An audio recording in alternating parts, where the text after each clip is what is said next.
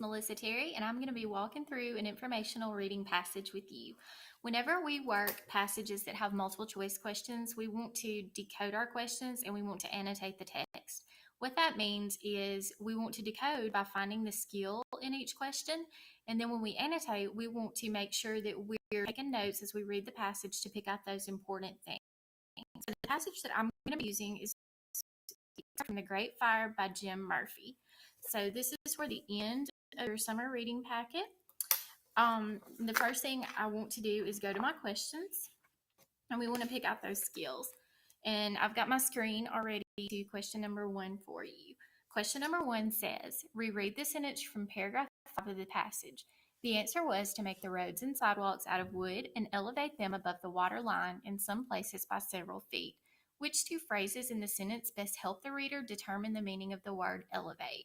So to decode this question, I would want to pick out where the location is, which is paragraph 5.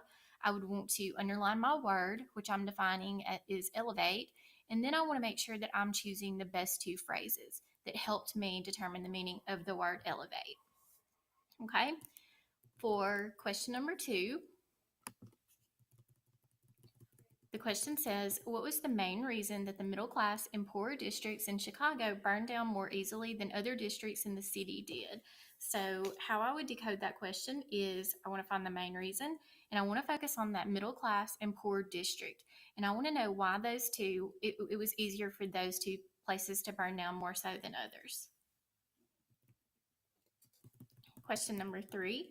According to the passage, how did the location of the businesses affect the Great Fire? So in this question, I want to know that location. I want to know why, because of where they were located. What happened because of that? Question number 4. How did the details in paragraph 3 and 4 about the poor and middle class and wealthier neighborhoods contribute to the development of the central idea of the passage? So one thing that stands out to me right here, it talks about central idea. And we know that central idea means what the text is mostly about. Another word that stands out to me in here is the word contribute. And of course, we know that that just means add to, or what does it give to? All right, and so how I would want to decode that is my location, of course, paragraph 3 and 4, and how did those wealthier neighborhoods in the middle class, how did that help the development of what the text is mostly about? Question number 5. This is a 2-part question. We know what normally happens with part A and B questions. Part A says, which statement below best summarizes the central idea of this passage? So again, central idea, what the text is mostly about, and which of those is the best summary of that.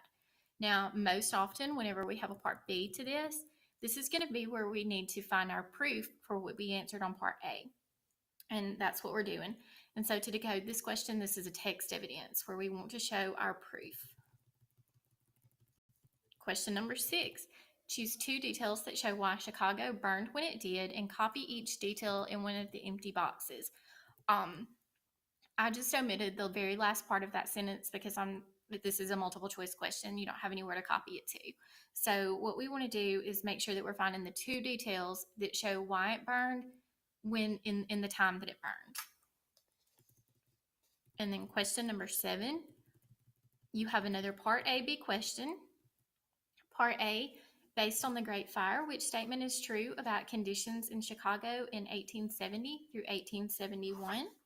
Okay, for this question, we want to find the true statement. And when it's talking about conditions, it's talking about weather and other contributing factors like that. And then part B, again, it wants to know what is the best support for part A. So that's another text evidence question.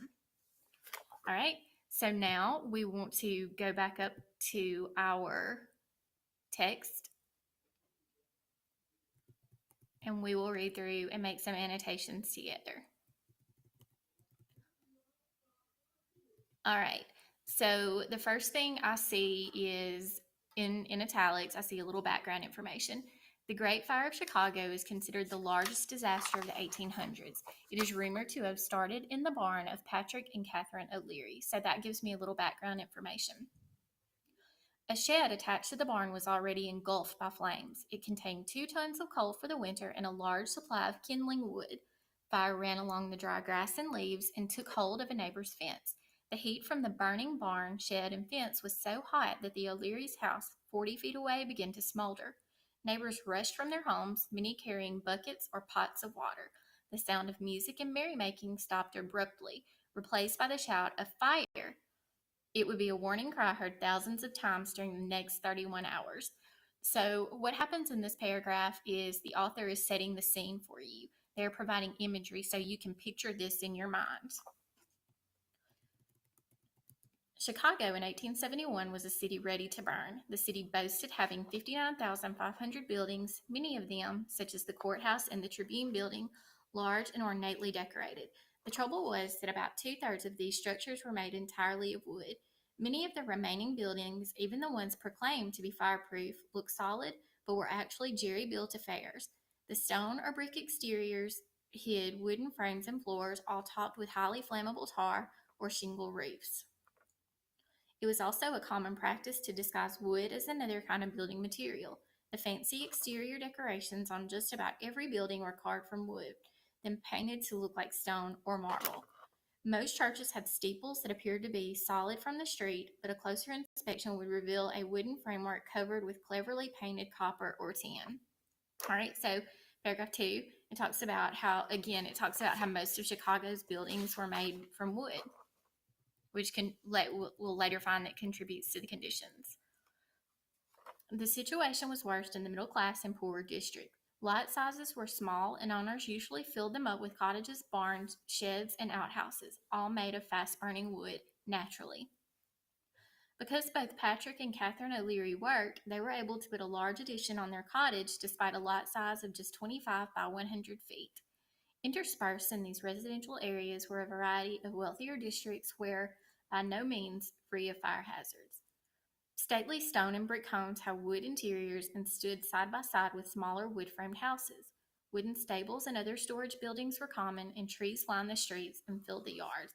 I combined paragraphs 3 and 4 together when I annotated because they both talk about lot sizes, and they talk about the middle class and poorer districts, and they're talking about the reasons why these fires were more easily started in these areas. Describes your neighborhoods. The links between richer and poorer sections went beyond the materials used for construction or the way buildings were crammed together. Chicago had been built largely on soggy marshland that flooded every time it rained. As the years passed and the town developed, a quick solution to the water and mud problem was needed. The answer was to make the roads and sidewalks out of wood and elevate them above the water line, in some places by several feet. On the day the fire started, over 55 miles of pine block streets and 600 miles of wooden sidewalks bound the 23,000 acres of the city in a highly combustible night. So paragraph 5 is talking about the solution that they had to building their streets and sidewalks above the water. Fires were common in all cities back then, and Chicago was no exception. In 1863, there had been 186 reported fires in Chicago. The number had risen to 515 by 1868. Records for 1870 indicate that firefighting companies responded to nearly 600 alarms. The next year saw even more fires spring up, mainly because the summer had been unusually dry. Between July and October, only a few scattered showers had taken place, and these did not produce much water at all. Trees drooped in the unrelenting summer sun, grass and leaves dried out. By October, as many as 6 fires were breaking out every day. On Saturday the 7th, the night before the Great Fire, a blaze destroyed 4 blocks and took over 16 hours to control. What made Sunday the 8th different and particularly dangerous was a steady wind blowing from the southwest. It was the gusting, swirling wind that drove the flames from the O'Leary's barn into neighboring yards. To the east, a fence and shed of James Dalton's went up in flames. To the west, a barn smoldered for a few minutes, then flared up into 1,000 yellow-orange fingers. So paragraph 6 and 7 tell me what contributed to the conditions of the fire. It explains the weather, and it explains a drought and what had happened to add more fuel to the fire. All right, so let's go to question number 1, and we'll answer that one together. All right, in this question, remember we were looking for the 2 phrases that helped us define the word elevate. All right, so if you look in the sentence and you think back to the paragraph, it talks about how the city of Chicago roads and things were having to be built above. So this tells me that choice D, above the water line, this made things not flood. So D, above the water line, and above the water line by several feet, it goes on to say. So your correct choices for number 1 are D and F. Question number 2. What was the main reason that the middle class and poorer districts in Chicago burned down more easily than other districts in the city did? Okay, the answer to this question is going to be C. And the reason is because the districts, they contain more buildings, more wooden buildings. Things were built closer together in the poor and middle class districts. All right, guys, remember you can check your work. You can check the work on the rest of this passage in your answer document. And don't forget, reach out to your teachers anytime you need help. Thank you, and I hope y'all have a great summer.